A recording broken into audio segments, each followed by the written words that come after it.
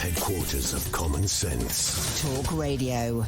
Some of the debates surrounding transgenders now it's bringing to the Emily Bridges thing. Obviously, she is now no longer allowed to compete against Laura Kenny this weekend, which is, thank the Lord, we finally have some common sense back. I can't believe even people discuss or debate. I genuinely don't think anybody who is trying to be realistically serious should be in the way of allowing trans athletes to compete in women's sports. I mean, you can respect how somebody wants to present and how they want to live their life without thinking that they should go and nick women's medals and trophies. You should be ashamed, standing on the first in the podium going, when you were... You should be ashamed, I don't get that. Well, I think so. You should be proud that you're beating a load of biological women. Beating a woman in her own competition. Or punching a woman and knocking her out. That's not an achievement. Which I've seen happen. Their argument, their defence is that actually they're taking the hormones, which is taking away all the testosterone, and now having... They're still physically much stronger. Yeah.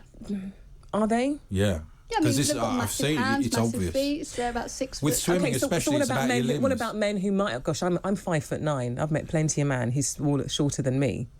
What about? We're not seeing any trans men who are beating men in sport. Ultimately, you're never going to get a woman make a final in a men's sport because men are better at sports than women. That is just how it is. And what about after taking?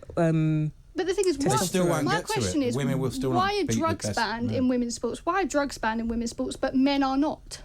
Where is the logic in that? You can't take drugs, but you can be a bloke. Well, even there was a woman who had extra testosterone. They banned women who have... Semenya, wasn't it? Semenya, and they have extra... And they're actually now, I think, banned, aren't they? They're not allowed to compete. Semenya can't compete anymore. I think that's wrong because she was born a biological woman. And testosterone isn't the only thing at play. It's about their muscle mass, their bone density. I think she has a different slightly different genetic thing as well. But I mean, we do see that a lot in sports. That's why the Kenyans, for example, are very good at running because the way their knees are constructed and things like that. I mean, you could say someone who's tall has an advantage in basketball or something.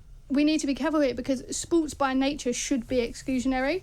We don't put men against women for a reason. We don't put adults against 10-year-old kids for a reason. We separate Paralympic Games into categories for a reason, and that reason is so that people can compete fairly. And that's the whole reason why men don't compete against women in sports. So what you do is every time a trans athlete wins, a woman loses. And that's what we've got to...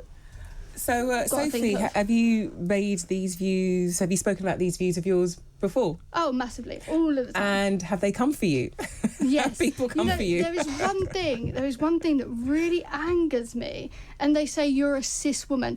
Don't call me a cis woman. I'm not a cis woman. Why are you so offended by that? Woman. Oh, because this is them putting you in. And here's the thing: they want us to call trans women, but I've got to call myself a cis woman as if I'm somehow less of a woman than a bloke. How does that make any sense? It doesn't.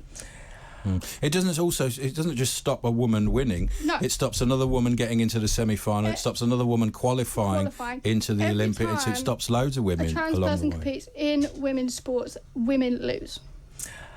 Good talk. Hot talk. Bold talk. Talk Radio. Listen on your smart speaker. Watch it live on your smart TV. The world headquarters of common sense. Talk Radio.